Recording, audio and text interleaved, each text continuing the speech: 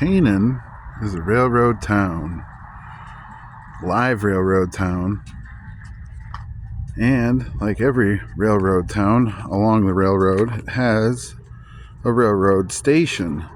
This one is a railroad depot. It's huge. This isn't the original depot. The depot got redone, I'd say 20 years ago, because it burnt down.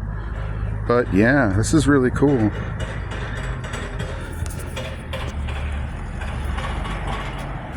It's a forklift. Yeah. Forklift in it. But I believe there's a restaurant in here, the Great Falls Brewery, and an accordion shop now. Definitely come and check it out. Sorry about the sideways view. Hopefully that wasn't like, oh boy.